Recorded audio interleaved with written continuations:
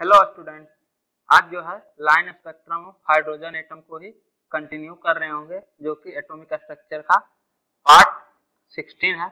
यदि आपने अभी तक पार्ट 1 to 15 नहीं देखे हैं तो हमारे चैनल पे जाके पार्ट 1 to 15 देख लें। पिछले लेक्चर में जो है लाइमन सीरीज हम लोग देख चुके थे।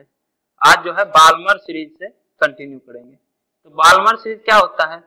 तो अगर किसी भी nth ऑर्बिट से सेकेंड ऑर्बिट में अगर ट्रांजिशन हो तो इस ट्रांजिशन को बाल्मर सीरीज बोलेंगे, जहां पे n आपका थर्ड ऑर्बिट हो सकता है, फोर्थ ऑर्बिट हो सकता है, फिफ्थ ऑर्बिट हो सकता है, सिक्स्थ हो सकता है, डॉट डॉट डॉट कोई भी ऑर्बिट हो सकता है। लेकिन nth ऑर्बिट से सेकेंड में ही ट्रांजिशन होना चाहिए। 3 से 2 में, 4 से 2 में, 5 से 2 में, 6 से 2 में, 7 से 2 में, इन्फिनिटी से 2 में। तो ये सारा स्पेक्ट्रल लाइन बाल्मर सीरीज का स्पेक्ट्रल लाइन कहलाएगा अगर सेकेंड ऑर्बिट में ट्रांजिशन होगा। तो first line of Balmer series, first line मतलब 3 से 2 में ट्रांजिशन होना चाहिए, सेकेंड लाइन होगा 4 से 2 में ट्रांजिशन, थर्ड लाइन होगा 5 से 2 में ट्रांजिशन, इस तरह से। और मिनिमम एनर्जी जो है फर्स्ट लाइन के करस्पॉन्डिंग होता है, और बाल्मर सीरीज का फर्स्ट लाइन है 3 से 2, तो मिनिमम एनर्जी 3 से 2 में जब ट्रांजिशन होगा इलेक्ट्रॉन का तब होगा। मतलब एनर्जी मिनिमम जो फोटोन इमिट होगा उसका मिनिमम एनर्जी 3 और 2 के बीच में एनर्जी डिफरेंस के इक्वल होना चाहिए। तो energy minimum equal to 13.6 into 1/2² minus 1/3²। तो ये जो है 9 माइनस 4 5/36 इंटू 13.6 होगा। ऐसे भी थर्ड और सेकेंड ऑर्बिट का एनर्जी डिफरेंस आपको पता होगा, हाइड्रोजन एटम में 1.89 इलेक्ट्रॉन वोल्ट होता है। तो मिनिमम 1.89 इलेक्ट्रॉन वोल्ट एनर्जी वाला फोटोन इमिट होगा। बाकी जितना भी फोटोन इमिट होगा उसका एनर्जी 1.89 इलेक्ट्रॉन वोल्ट से ज्यादा ही होगा। और मैक्सिमम एनर्जी जो है वो इन्फिनिटी से 2 वाले ऑर्बिट में एनर्जी डिफरेंस होगा, मतलब लास्ट लाइन। तो जो मैक्सिमम एनर्जी वाला फोटोन इमिट होगा वो लास्ट लाइन के करस्पॉन्डिंग इमिट होगा, और उस फोटोन का एनर्जी इन्फिनिटी और सेकेंड ऑर्बिट के बीच में एनर्जी डिफरेंस के इक्वल होगा। तो यहाँ से आप 1/2² माइनस 1/∞² से निकाल सकते हैं। तो 13.6/4 ये जो है last line of Balmer series का एनर्जी डिफरेंस हो जाएगा हाइड्रोजन एटम के लिए। इसका वैल्यू आएगा एनर्जी मैक्सिमम का 13.6/4, ये जो है 3.6 इलेक्ट्रॉन वोल्ट होगा। कहने का मतलब बाल्मर सीरीज के कॉरस्पॉन्डिंग जितना भी फोटोन इमिट होगा उसका एनर्जी जो है 1.89 इलेक्ट्रॉन वोल्ट से ज्यादा और 3.6 इलेक्ट्रॉन वोल्ट, सॉरी 3.4, 13.6/4 3.4 होता है, 3.4 इलेक्ट्रॉन वोल्ट से कम। मतलब इसके बीच में ही एनर्जी ऑफ फोटोन रहेगा। बाल्मर सीरीज के कॉरस्पॉन्डिंग जितना भी फोटोन इमिट होगा उसका एनर्जी 1.89 इलेक्ट्रॉन वोल्ट से लेके 3.4 इलेक्ट्रॉन वोल्ट तक होगा।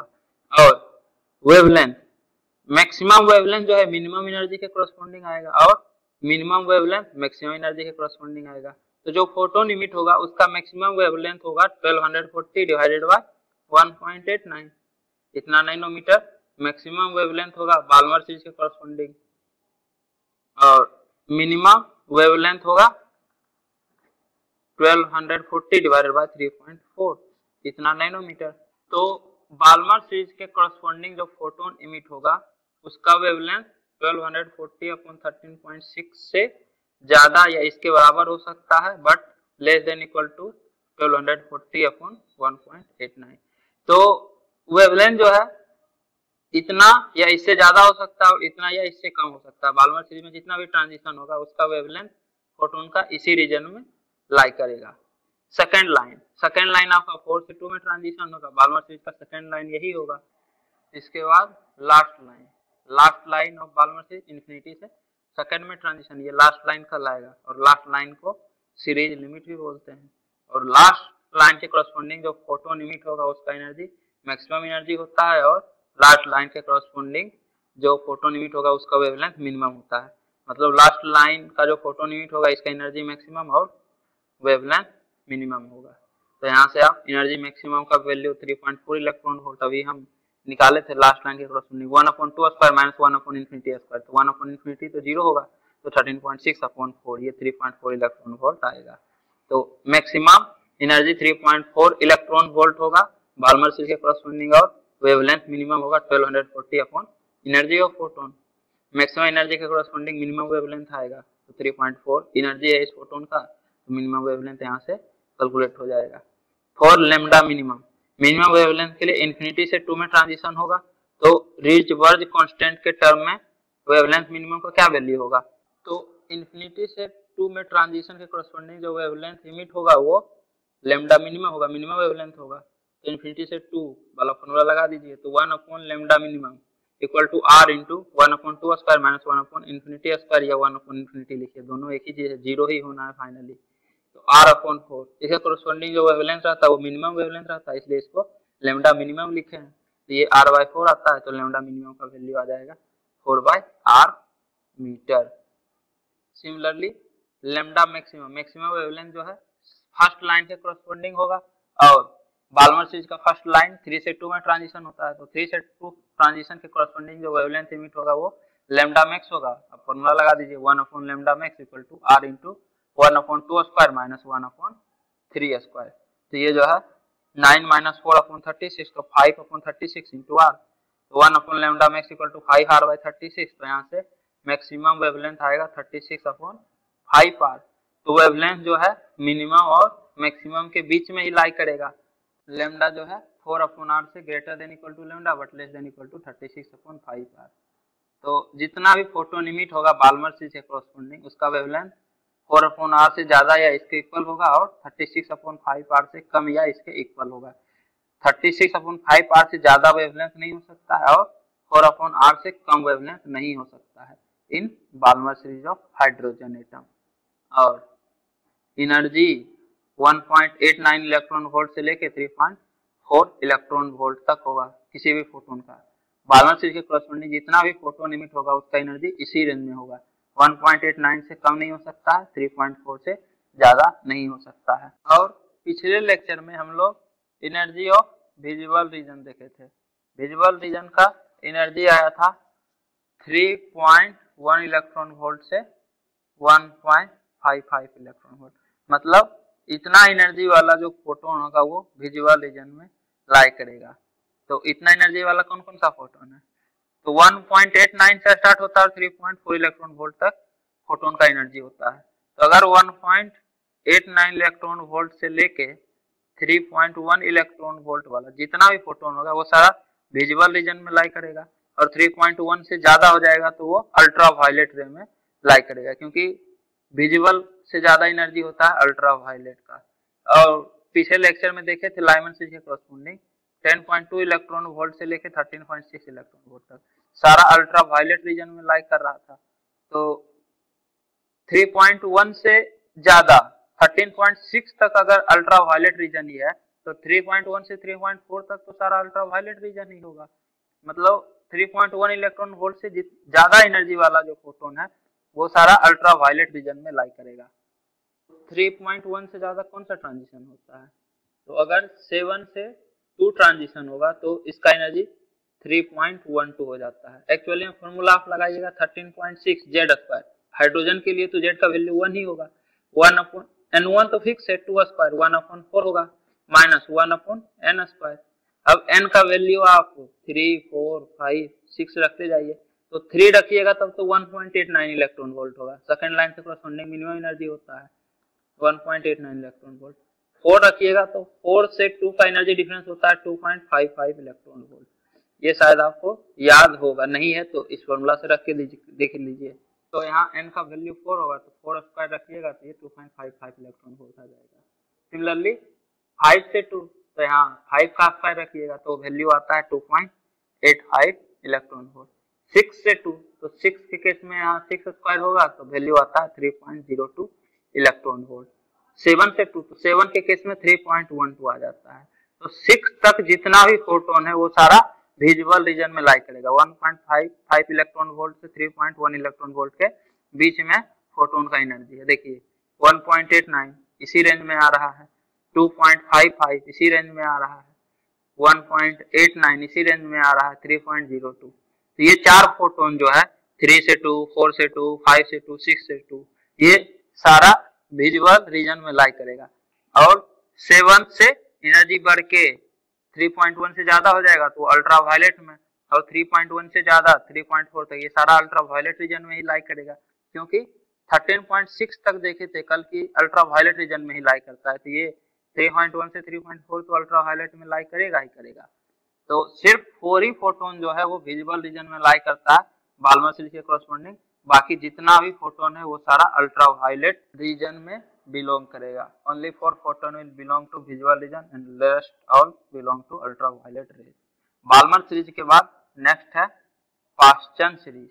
तो पाश्चन आपका होता है n से अगर थर्ड ऑर्बिट में ट्रांजिशन हो रहा है तो ये आपका पाश्चन सीरीज का लाएगा, जहाँ पे n जो है 4 हो सकता है, 5 हो सकता है, 6 हो सकता है, 7 हो सकता है, 8 हो सकता है, dot dot dot infinite orbit हो सकता है।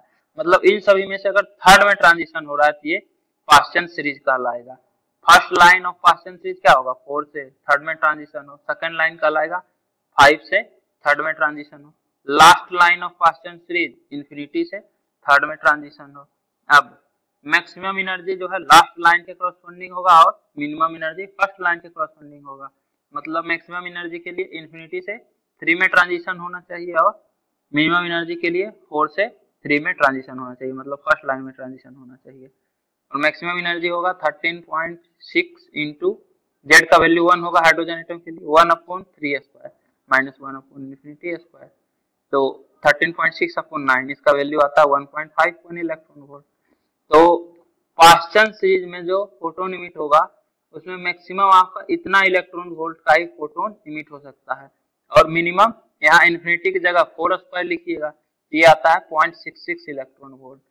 तो जो फोटोन इमिट होता है उसका एनर्जी 0.66 इलेक्ट्रॉन वोल्ट या इससे ज्यादा होता है और 1.51 इलेक्ट्रॉन वोल्ट या इससे कम होता है, मतलब 0.66 से लेके 1.51 इलेक्ट्रॉन वोल्ट तक फोटोन का एनर्जी रहता है अगर वो पाश्चन सीरीज में ट्रांजिशन करता है तब।